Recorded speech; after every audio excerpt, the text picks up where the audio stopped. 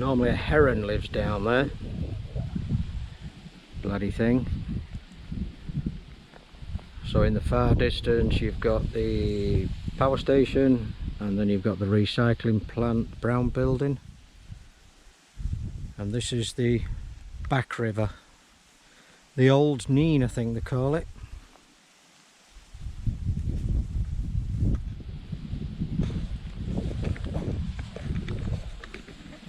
Anyway, why are we here? I'm going to tell you a story. We haven't had a story for ages, have we? So while Kat's doing some photographing, so I'm going to take you back 10 years? 9 years, 10 years. I was working with an excellent paramedic, and we had to go to a cardiac arrest which came up on our computer, which was a Cat 1, so we had to go really fast. When we got there, the patient was sat in a chair, no output, not moving, no signs of life. So we took the gentleman, put him on the floor, opened up the shirt, put the pads on, and I got on the chest doing CPR while my colleague started with oxygen, getting cannulas organised, getting drugs organised, various other bits and pieces. The patient's wife, really nice woman, she just went into another room out of the way so we could do what we had to do. So we had to put an airway in, and they call these eye gels, a bit like a thick flexible tongue that goes down the throat, giving access to the lungs and then protecting the lungs from any vomit that might come up, so it doesn't go in the lungs, it comes out. So I'm doing CPR. We do at least 25 minutes and we didn't get any output at all, nothing at all. So we just had to declare that this person was deceased. So my colleague left the room to break the news to the wife, and he said to me, take everything off, do an ECG, what they call a 30-second strip or a minute strip, just to prove that there was no signs of life when we stopped working on the patient. It's just standard procedure. So I took the cannula out and closed up the wound, stop any blood coming out. I run a 30-second strip which proved that there was no sign of life, and I pulled the eye gel out. Now I was quite new to the game and I was a little bit robust, and when I pulled the eye gel out, his false teeth came out as well. So as I pulled the eye gel, the false teeth flew over my head, hit the wall and went down the back of the settee. Oh, great, just what I need. So I then proceed to get on the settee, hang right over so my backside is furthest to the ceiling, and I'm fishing around in the dark trying to find a set of teeth. Not pleasant. Just as I grab hold of the teeth, the door opens and I'm thinking, thank God for that, my mate's back. And I spin round and say, it's alright, I've got his teeth. And there I was, displaying the teeth in their full glory, only to be looking directly at the wife. So I'm thinking, this is it, game over, no more job. And she just burst out laughing. She says, if my husband was here now, he would be laughing with you. I said, are you certain? She said, yes. I says, tell me something about your husband. And she said, he liked to drink, he liked to go to the pub on a Sunday, because it was a Sunday, and this gentleman had been to see his mates, had a drink, come home, had a full Sunday lunch, watched his favourite football team win, and then he passed away in a chair. What a way to go. So I'll never forget that occasion. especially every time people mention false teeth.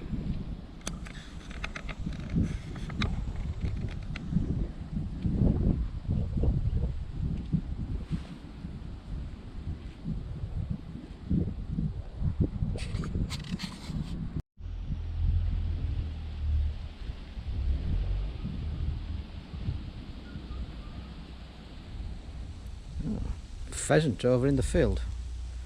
We get to see a lot of deer across that field in between myself and the power station, and a lot of them live in these woods at the far side of the river. So anyway, another story.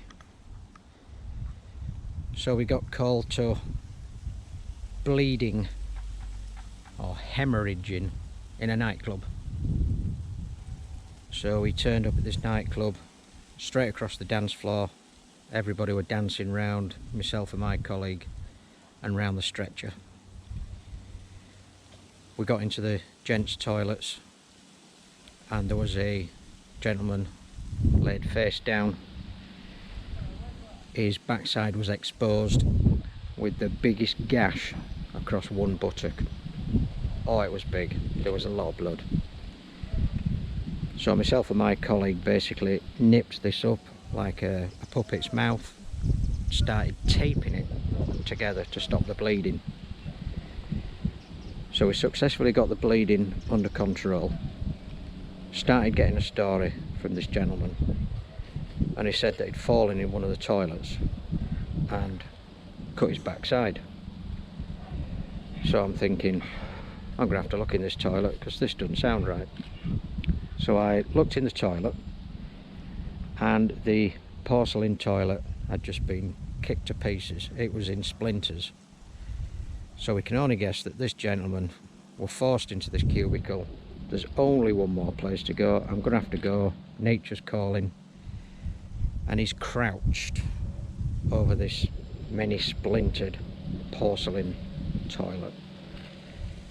And what we reckon is he's reached for the toilet paper, come back and either forgot or lost his footing, and he sat on the broken porcelain.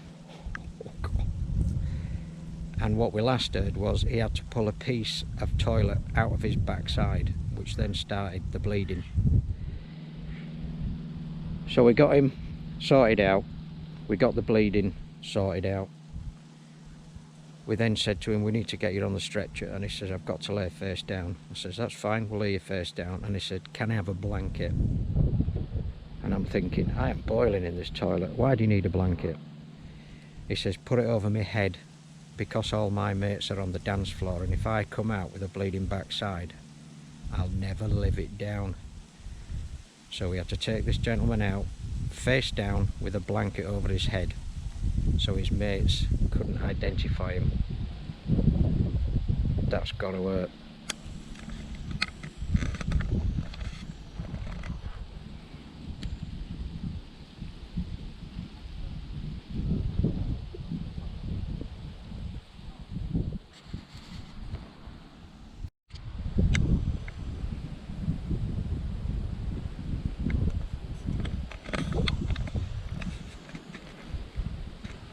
Here's a story for you.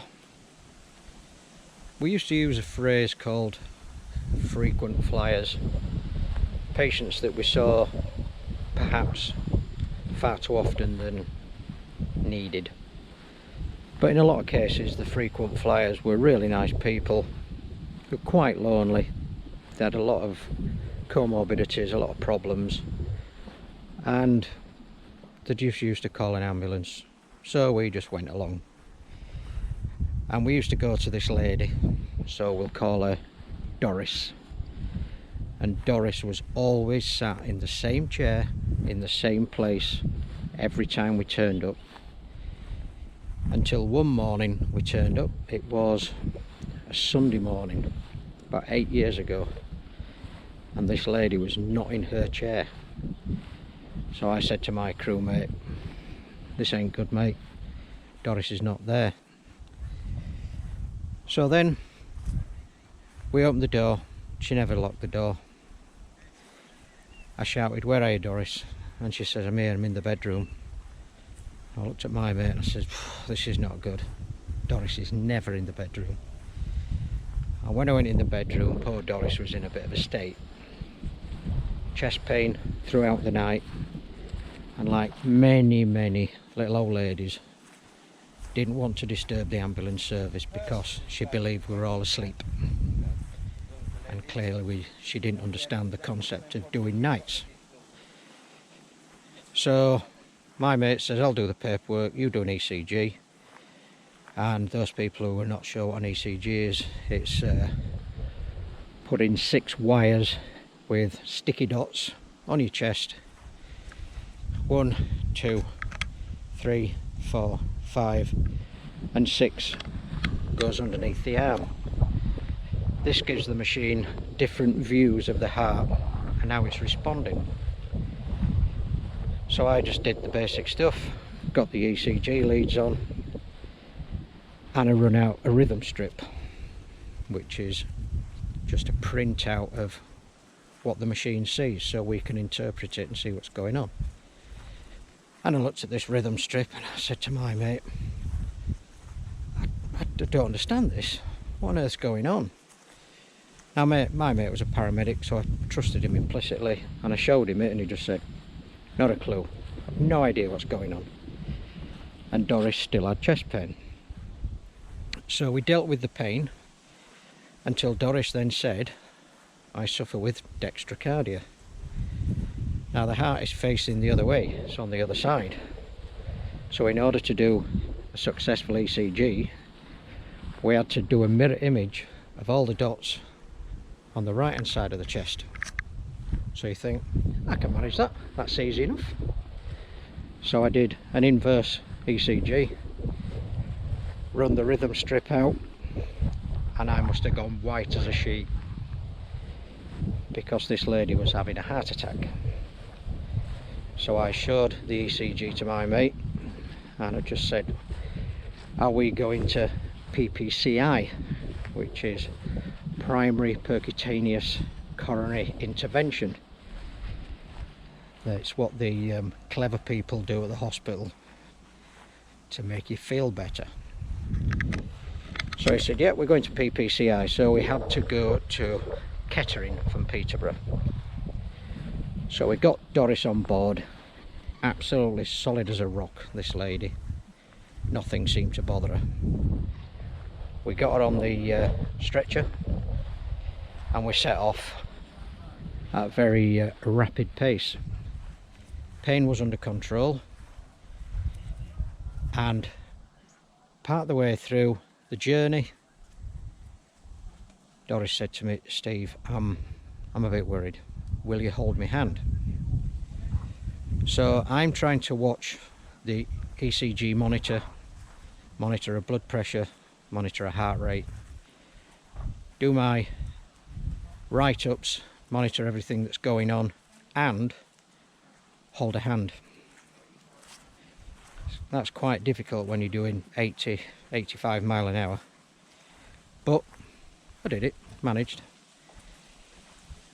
And then about 10 minutes into the journey, she just said, "I don't feel too good," and her chin dropped on her chest.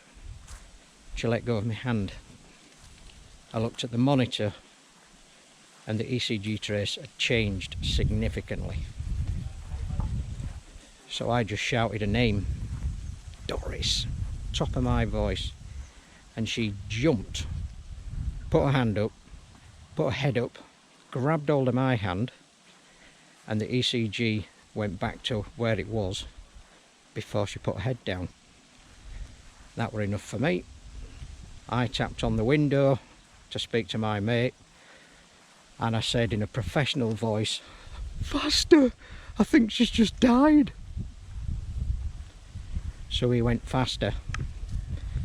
There was no more issues on the way there.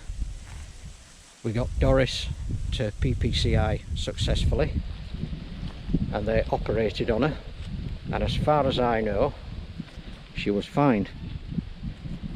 but we never saw Doris again. But what a lovely lady. Always had a story to tell. Always about back in the day.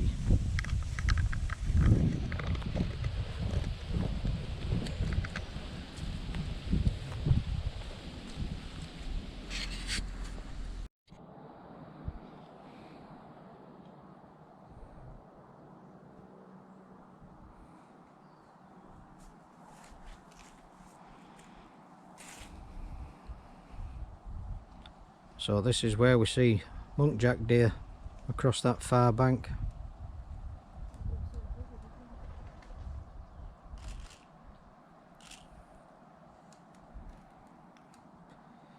Difficult to tell, but the clarity of that water is so clear.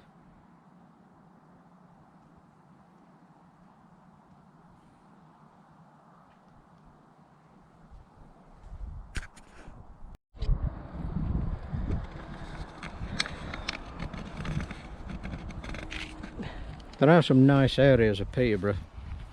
I like to walk along the river with my carer. Say hello, Cat. Hello, Cat. And then you've got a building flying a pirate flag. One day I'm going to get stolen. I can see it coming.